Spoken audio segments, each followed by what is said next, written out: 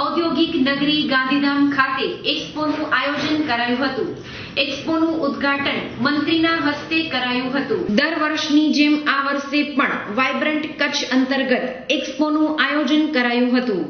Gandhidham chambers of commerce દ્વારા આ આયોજનમાં જુદા જુદા કાર્યક્રમો પણ રાખવામાં આવ્યા હતા। વાઇબ્રન્ટ કચ્છ અંતર્ગત સાંસ્કૃતિક કાર્યક્રમો પણ યોજાયા છે। દર વર્ષે આ એક્સપો યોજાય છે। આ વર્ષે એક્સપોના પ્રારંભે રાજ્યમંત્રી, ધારાસભ્ય, નગરપાલિકાના પ્રમુખ સહિતનાઓ ઉપસ્થિત રહ્યા હતા। એક્સપોને નિહાળવા માટે ગાંધીધામ તેમજ આસપાસના વિસ્તારમાં આવેલા ઉદ્યોગ ગૃહોના ઉદ્યોગપતિઓ પણ ઉપસ્થિત રહ્યા હતા। એક્સપોના આયોજનને બિરદાવવામાં આવ્યું હતું। પહેલા તો તમે જરા માહિતી પૂરી મેળવી લ્યો। ગાંધીધામ ચેમ્બર ઓફ કોમર્સ એટલે કે ગુજરાતમાં ખૂબ ઊંચું નામ ધરાવનારી આ ગાંધીધામ ચેમ્બર ઓફ કોમર્સ છે અને એમાં છેલ્લા 8 વર્ષથી વાઇબ્રન્ટ સમિટનું આયોજન કરવામાં આવે છે। ધંધા અને ઉદ્યોગ ક્ષેત્રે પણ ખૂબ અગ્રીમ સંસ્થા હોવાને કારણે જે નવા પ્રોડક્ટ આવતા હોય છે, જે ધંધામાં નવી આધુનિક ટેકનોલોજી કઈ રીતે ઉપયોગી કરી અને આ વેપાર ઉદ્યોગને જેમ ગુજરાતમાં આ દેશના પ્રજાવત્સલ પ્રધાનમંત્રી નરેન્દ્રભાઈ મોદીએ વાઇબ્રન્ટ ગુજરાતની શરૂઆત કરી અને ત્યાર પછી ધીરે ધીરે અન્ય જિલ્લાઓમાં પણ ગુજરાતમાં આ રીતનો એક પ્રણાલિકા શરૂ થઈ। આના કારણે દેશભરમાં વસનારો વેપારીને એમાં સુગમતા મળે। અહીંયા બેઠેલો જે ગ્રાહક છે એને પણ એની બધી જ માહિતીઓ મળે। જેમ કે અહીંયા કિસાનોની સંસ્થા એટલે કે ઇફકોએ પણ અહીંયા સ્ટોલ રાખેલ છે। જેમ જંતુનાશક દવાઓનું અન્ય ફર્ટિલાઇઝર્સ કંપનીઓ દ્વારા જે વિક્રેતા થતું એની જગ્યાએ આજે ઇફકો પણ નાની બાબતોમાં કઈ રીતે વધુ કિસાનોને ઉપયોગી થઈ શકાય એના માટે પણ અહીંયા એક મૂકવામાં આવ્યું છે સ્ટોલ।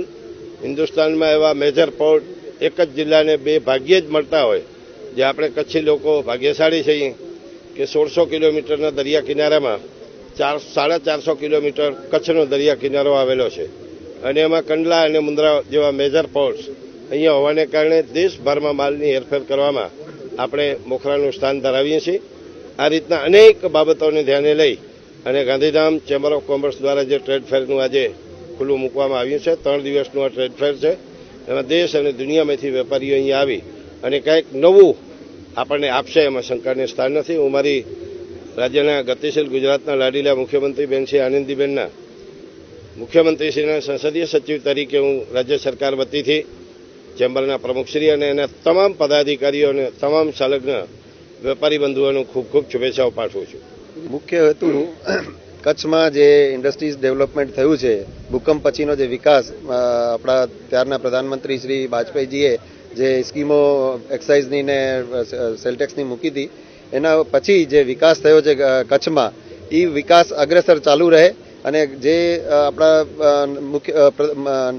પ્રધાનમંત્રી નરેન્દ્રભાઈ મોદી અને મુખ્યમંત્રી શ્રીમતી આનંદીબેનનો એક ગતિશીલ ગુજરાતનો જે સૂત્ર છે, એ સૂત્રને આગળ ધપાવવા માટે અમે આ પ્રયત્નો કરીએ છીએ અને બધી ઇન્ડસ્ટ્રીઓને અહીંયા સમાવેશ કરી અને વધારેમાં વધારે કચ્છનો અને ગુજરાતનો વિકાસ થાય એના માટે ભરपूर અમે प्रयासों કરીએ છીએ। देखिए, वाइब्रेंट कच्छ में हमने जो स्टॉल लगाया है, आप देख रहे हैं, इससे यहाँ के फार्मर्स को जो फायदा होता है मैं बताता हूँ।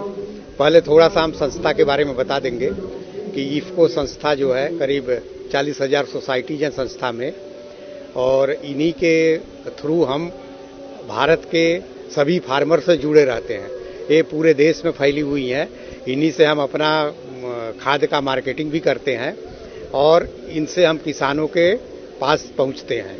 अभी हम लोगों ने काफ़ी वेंडरों से मिला, जिससे कि जो कि इफको के बारे में जानते हैं और इफको की बहुत सी मशीनरीज में उनका योगदान होता सप्लाई करने में।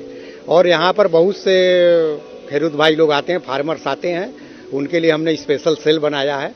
उनको बाकायदे पंपलेट देते हैं, बुकलेट देते हैं और उनको कैसे सॉइल टेस्ट किया जाएगा, क्या खाद देनी है, क्या इसके बारे में ही बताते हैं। नया चला ड्रिप इरिगेशन, उसको कैसे करना चाहिए, वो कच्छ के किसानों के लिए हम इस स्टॉल के चलते भारी मात्रा में योगदान देंगे।